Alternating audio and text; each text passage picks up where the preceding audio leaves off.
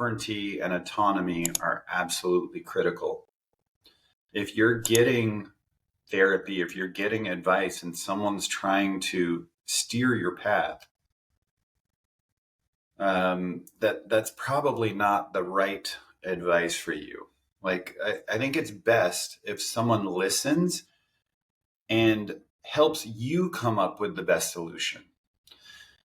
And that gives you empowerment over your own life. And this is so critical in the facilitated psychedelic space where, a guru or someone like this can come in and kind of bypass you and tell you what to do or tell you what you're feeling or, these kinds of things. And it's really important that you maintain your individuality, that you maintain your autonomy, meaning you are your own person, your own sovereignty, meaning you are in charge of your life. Mm-hmm. And that none of it's your fault, but you are responsible for everything. That is something that's come through for me, and I feel like is a very powerful message. Like, don't take blame for things. Don't sit in the blame. Don't sit in that anxiety. Don't own things that aren't yours. It's not your fault, anything. And you are responsible for your life, period, stop. Yeah. But the other thing beyond that, I would say that like comes through in this journey space beyond the sovereignty and autonomy is really just the most important thing that I've seen is your nervous system. A dysregulated nervous system is going to have a massive impact on your mental health, your spiritual health, your physical health, your relationships, your finances. If you are constantly in fight or flight, if you are constantly looking for what's wrong, what's going to harm you, you will never be in a relaxed state. You will never be in parasympathetic. You will never be in rest and digest. And by the way, that means that you're always inflamed. You're always in a disease state. You're always working too much. There's too many calories that you're burning in your head because your brain uses a lot of ATP, and you're constantly working through scenarios to keep yourself safe. And you're creating trauma where there isn't even any trauma because you're creating your own reality. Yeah.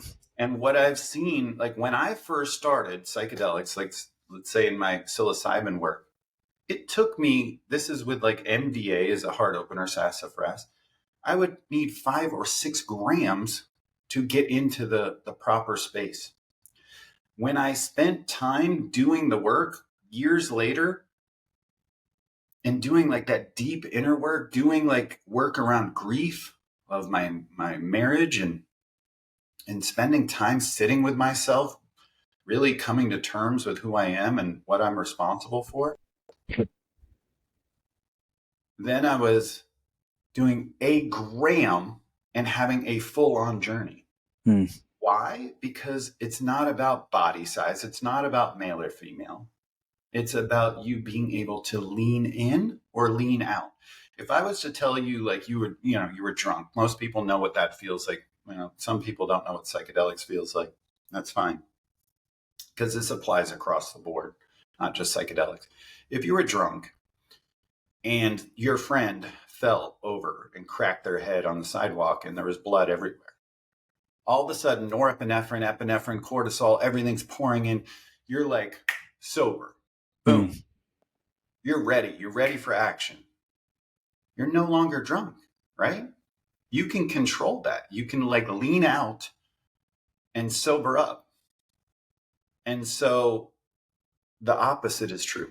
When you're really in parasympathetic and you're fully leaned in, it's like you've got that lifeline, like a deep sea diver or an astronaut that has the oxygen. You can just explore and keep going out there because you feel safe, like that inner child that you were talking about, or when you were a child, if you had good parenting, you could go explore. But Yeah. this is true. I've been thinking through this on a deep level with supplements. As you know, I'm kind of the supplement guy. Yeah. I believe that when we are in ultra sympathetic, when we are in like the sympathetic nervous system, that we are not absorbing and utilizing nutrients very well.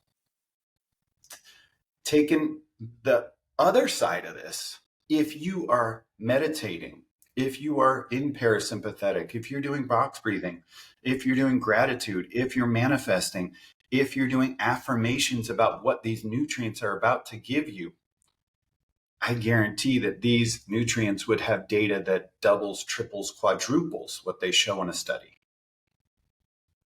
Yeah. So it's true either way. We can will ourselves either way to placebo or nocebo. And I don't think this gets talked about very much with supplements or food or exercise or interventions, let alone psychedelics. But this is a bigger picture thing, that a dysregulated nervous system is at the core of everything. Yeah.